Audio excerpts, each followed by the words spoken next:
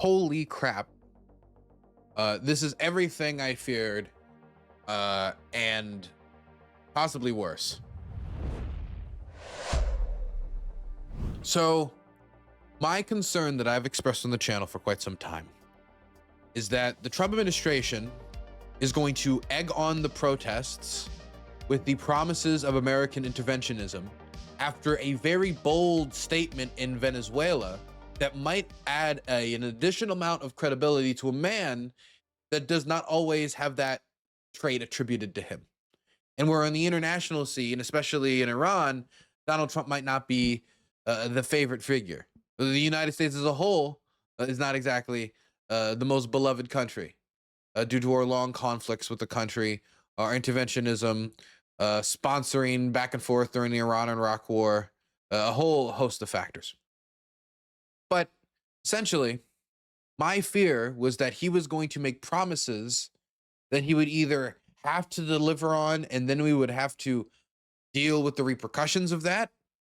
And I thought that the fall of the regime in the immediate term was unlikely, and I still find it to be unlikely. I'm not saying it's impossible, but I find it to be unlikely. And the reason that I find it unlikely is because nobody with the guns is with the protesters. This is as simple as I'm going to put it, right? As much as I support democracy, as much as I, of course, support the right of these people to protest, I don't support the Iranian regime. I also understand that the protesters don't have an air force. The protesters don't have an army. The protesters don't have an internal security service. And the protesters don't have an entrenched regime. The protesters don't have the surveillance technology. Now, there are things that the protesters have this time that is different than previous times. The protesters, for example, do have access to Starlink and have been able to get many images of the massacres that have been going on inside the country out to the wider world without having to do some type of, HBO special that would create some biopic, of somebody having to smuggle, film out of Tiananmen Square. You don't need to do that if you can just take the images that you took and upload it through Starlink, through a satellite, and get it out of the country. That's not to say that the latter can be useful. That's just to say that it's a lot safer. But the regime has also been looking for Starlink satellites that are on top of people's houses, trying to crack down on people sending out these images. They're trying to crack down on images not only getting outside of Iran, but from other people in other Iranian cities who have not seen the scale of the bloodshed, who have not seen how bad it is, from seeing it. I mean, to give you an idea of the scale of the bloodshed, I saw the number today, and the number is 2,400. That is one American-based NGO is estimating the death toll.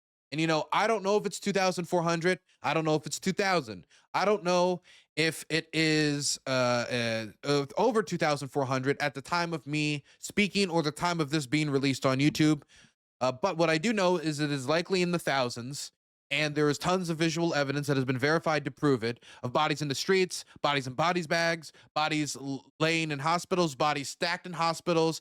It's so bad that at these hospitals and at these places where they're identifying corpses, instead of people saying like, okay, go around and like zip and we'll give us a description, we'll go through, the way they did it is they took pictures of everybody's face, they put it on a big screen at the front. Like, imagine you're at the DMV, and the number counter where they're like, number 13, step up. Instead of the number counter, it's faces of your dead relatives.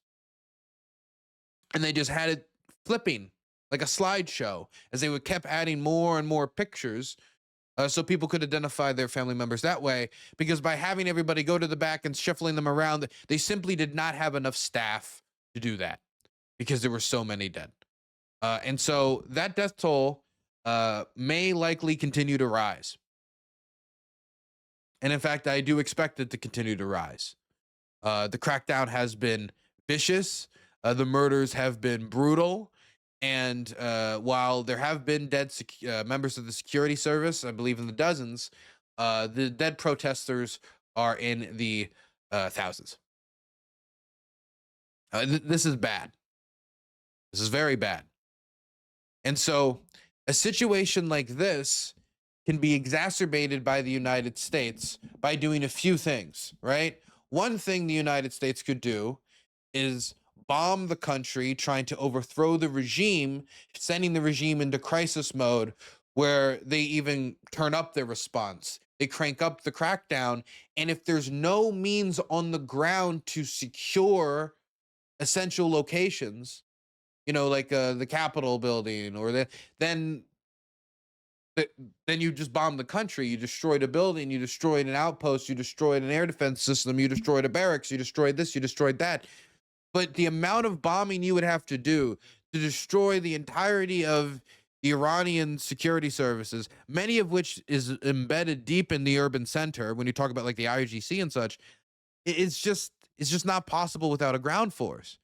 And so the civilians would have to get guns and some means. They would have to be able to overthrow the regime. They would even have to overwhelm them with such overwhelming numbers that everything just shuts down all at once, which they are suppressing through trying to crack down on the internet, cutting cable lines and such. Well, not cutting cable lines, but it's very difficult to make international calls. They're doing everything they can to suppress this type of organizing. And so that, or having some of the people with guns joining you, are the options. Who with guns is going to join the protesters? And this is the question I'm left with. Either how do you get so many people on the street when they're suppressing with this much violence? When there's going to be some concerns about, well, is this an American intervention project? I mean, the American president is talking. There's going to be some people who stay home because of that, while others are compelled through sheer hunger or problems with the economy or the repression of the state to go out and protest. But if you don't have the means to bring down the government, then what do? Trump saying, I'm with you, or, guns blazing, all this nonsense. I didn't say guns blazing, but essentially gave the message of guns blazing. Like, oh boy, Big America's here. We'll protect the protesters. Sending that message out there emboldens protesters who might think that they have extra protection now that they didn't. And so that means people taking risks with their life that they otherwise may not have. And I'm not saying that there shouldn't be repercussions for the Iranian government for this mass massacre of civilians. What I'm making is, honestly, I don't even know if that question matters more than the basic critique of, you do not offer out your support and then pull it away or don't deliver. Once the red line has been crossed, if you offer a red line, once that red line is crossed, you have to do something, or your credibility is degraded, or you probably shouldn't have said what you said in the first place. You either deliver or you don't. It's just a basic question of, no matter what your position is, of how you're supposed to behave. And the U.S. president said that if they killed protesters, they would do something. In fact, let me play you the tune that the president was singing not too long ago. And with our extremely successful operation in Venezuela earlier this month, that number soon is going to go lower, because we're going to have a lot more energy. We're going to have a lot more, as opposed to a country that's going to be totally shut down. No fuel, no gasoline. And it's, they say it's got more than Saudi Arabia. Who knows? It's got a lot. And by the way, to all Iranian patriots, keep protesting, take over your institutions if possible, and save the name of the killers and the abusers that are abusing you. You're being very badly abused. If the numbers are right, now I hear 5 different sets of numbers. I hear numbers, look, 1 death is too much, but I hear much lower numbers, and then I hear much higher numbers. But I say save their names, because they'll pay a very big price. And I've canceled all. This was yesterday. But before, he was saying, like, earlier in the week, even like more aggressive, like, hey, I will do something than this, where he was saying, like, if they kill protesters, I will act. It wasn't a question. He didn't give a number. He didn't give a question. Like, but if somebody says, if they kill protesters, I will act, and now they have to do slideshows to identify the dead, I think it has been confirmed that they've killed a lot of protesters, right? Whether it's 1,000, 2,000, 3,000, 4,000, any of these numbers is a lot of people, okay? It doesn't need to pass 9/11, like some like internal, like, oh, how many 9/11s is it? Like some idea of tragedy measurement Americans are being like are supposed to. Oh, how do I measure this in my tragedy scale? The question isn't like how massive of a massacre was it. It was a massive massacre. It's just he said if they killed protesters, the United States would do something, and now they have to do these types of slideshows. So if you say stuff like this, you kind of box yourself into having to do something or admitting that you bluffed and degrading your credibility further. See, this is the problem with America's unpredictability under Trump. I was being DM'd earlier today, like, hey man, unpredictability of Trump is actually an asset. It's usually an asset in this way and that way and this way, but on this maybe he failed a little bit. This unpredictability, and this is the problem with unpredictability from Trump is he could just take a decision that risks a bunch of people's lives and then back off of it in an instant once he's found out he's gotten in over his head or he loses focus. We've been told that the killing in Iran is stopping. It's stopped. It's stopping.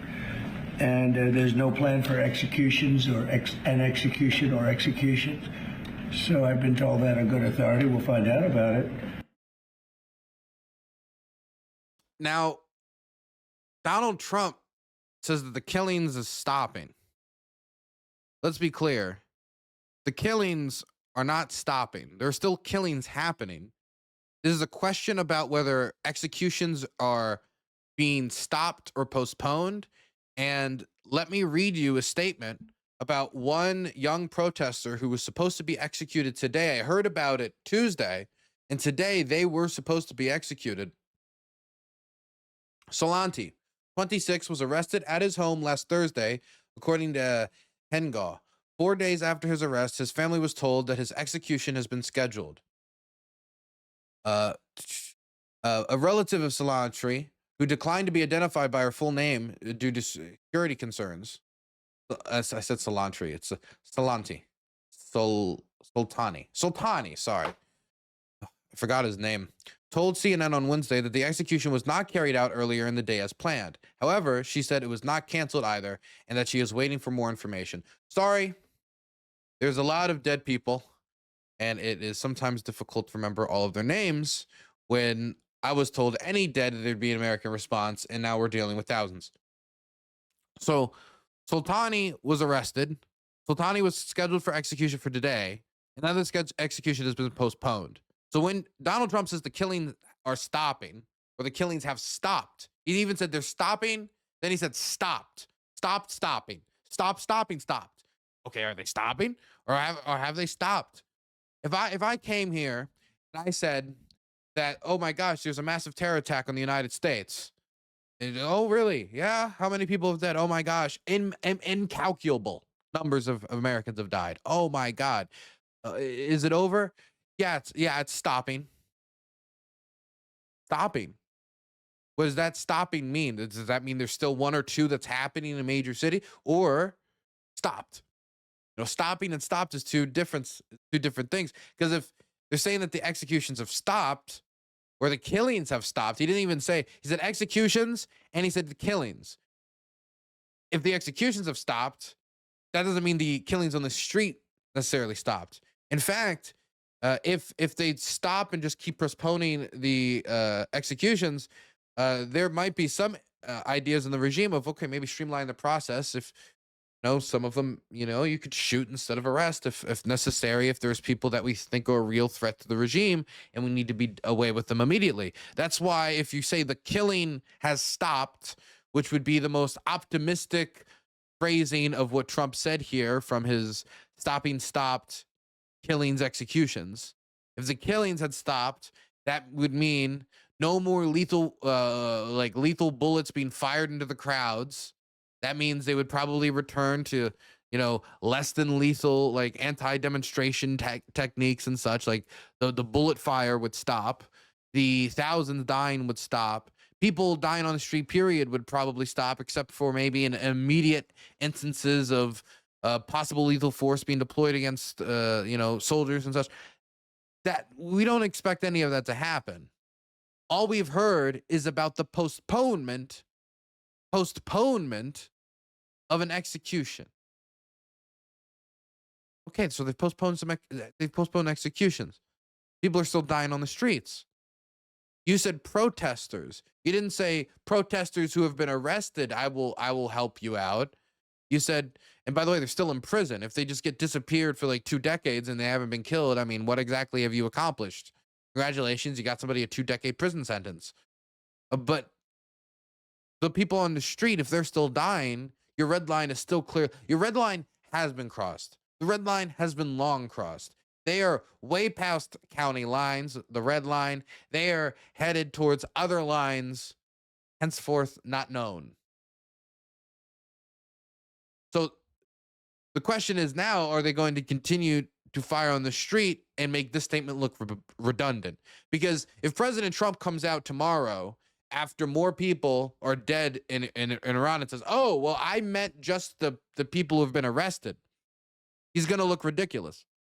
He's going to look ridiculous not only to his critics, he's going to look ridiculous to the people who support action in Iran from within his party.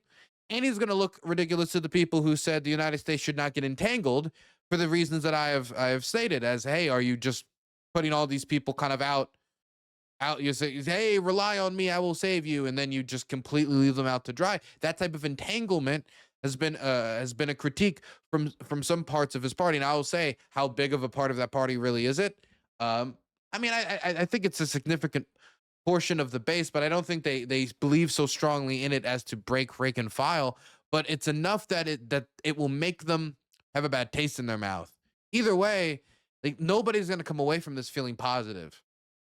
And whether it would be a last straw or just another thing that angers you about Trump, I don't think it's going to come away. He's going to come away with a good image here if all he ended up doing is postponing some executions. So the question is, are they going to stop all the executions? Not postpone them, stop all the executions. And are they going to stop firing this ammunition at protesters? Because if they don't, and more protesters die, and these executions happen at a later date, or other executions occur, what has the United States achieved here? What has been achieved? I mean, I guess like Sultani might live to be a prisoner while other people die on the streets, and that might be good for Sultani, but Sultani might also be executed later anyway. So his red line has been like way crossed. American credibility is now, I don't want to say it's shot, as the idea that America has no credibility, because Trump is unpredictable. And that unpredictability means people kind of, try to keep a distance around what Trump perceives as his interests. That's part of the reason why I think Russia's had a limited response to what happened in Venezuela. Same thing with China. And I would imagine something similar to happen in American interventionist campaigns across Latin America moving forward. Not because China and Russia don't, are fans of it, but just because they don't have the power and resources to project that far. And America has made it clear that this Don Road doctrine is a strategic priority. But that unpredictability that Trump has also leads to stuff like this. Not only does it lead to bad actors who are naively hopeful about their interests, taking risks that they might not otherwise have, thinking that Trump might back off or lose interest, or he's bluffing, or he's just talking big.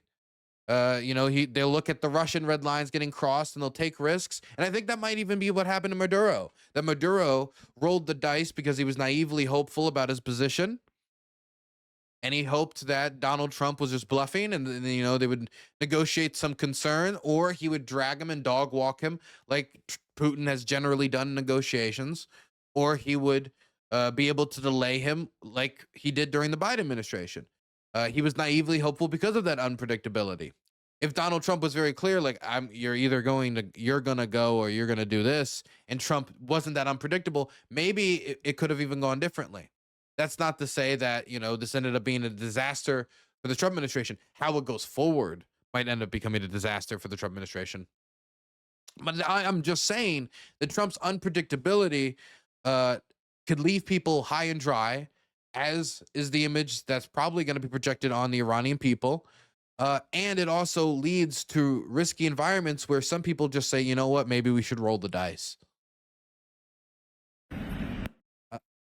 Second, I think I do want to also just throw out there that I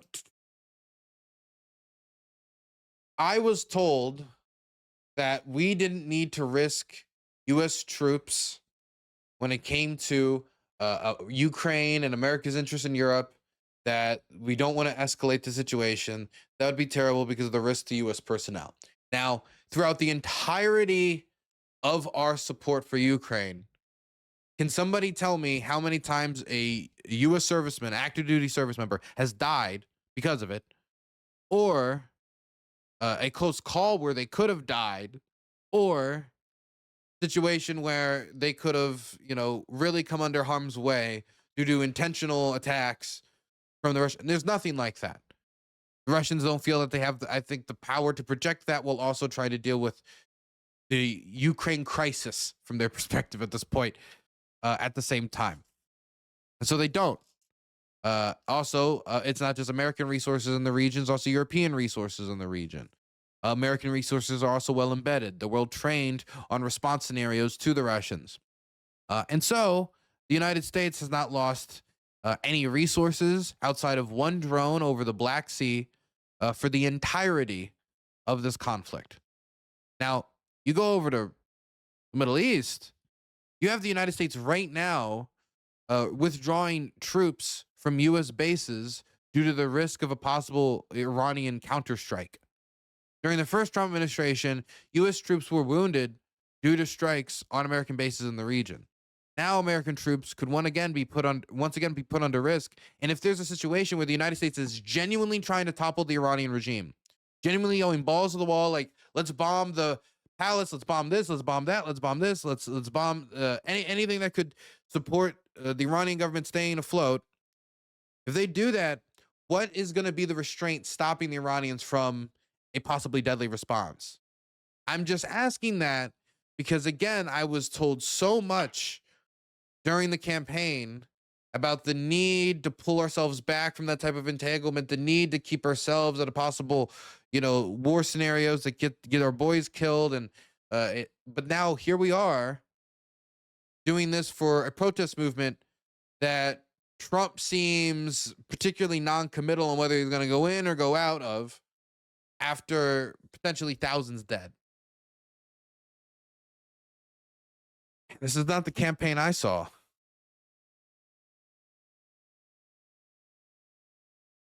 Good morning, everyone from Singapore. Hello, hello.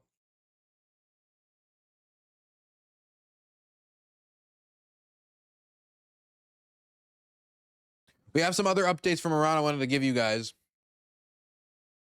One second.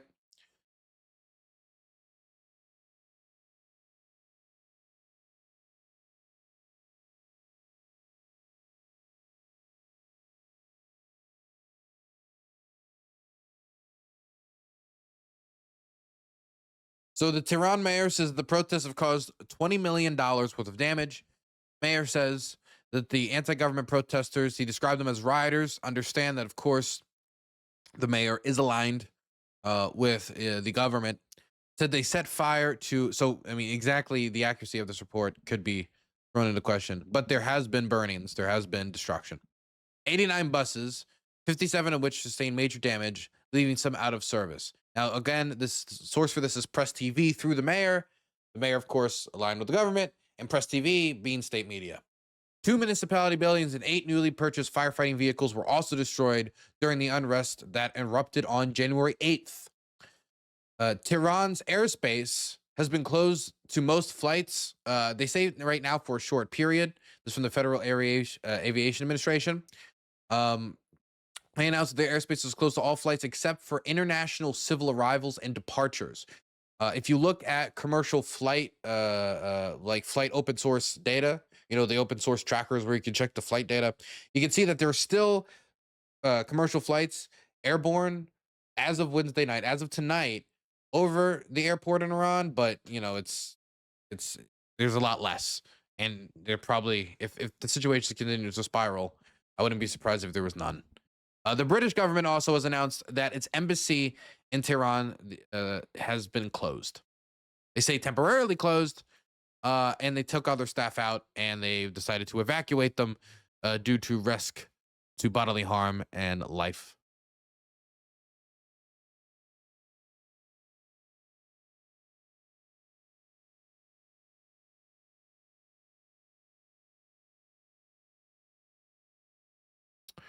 And I think that is all of the. Oh, yes. So, Iran's judiciary chief, if you want an idea of the scale of the imprisonment, Iran's judiciary chief to the government has 18,000 people who they want to punish very quickly. They say that they must act, and this is from the judiciary chief, Mohsen EG, who said that the government needs to push for 18,000 people to be quickly put through trials, which he described as rapid trials, and then executions. Security force killed roughly, thousands of people. And if you have 18,000 people in prison who they're considering putting through rapid trials and execution, the scale of the bloodshed obviously can grow in quite large propensity. And so thousands dead is already a bad look for the Trump administration. Yes. But 20,000 dead would be a much worse look for the Trump administration, especially if they don't give a forceful response, because at that point, what else could they do but give a forceful response just on the bare basics diplomatic front of a face-saving mechanism to make it not look like the United States has no ability to act after making such a bold proclamation. But again, with Trump's unpredictability, maybe the administration bets that, well, Trump's always unpredictable. Whether he does something or doesn't do something, he'll always carry that credibility, that he's credibly unpredictable, and it might not be necessary. But I find that to be dubious. I will say that it makes his diplomatic strategy different, but I find that to be dubious, especially like this, and morally, of course, reprehensible when we're dealing with people putting their lives on the line on the protest on the words of the U.S. president's protections. Not saying that the U.S. president told them to go protest and that's why they're going to protest, even though the U.S. president now has told them to go. It's because, they're out there protesting for their own reasons, but people could act under the umbrella of U.S. protection, or the perceived, the important part, perceived umbrella of U.S. protection.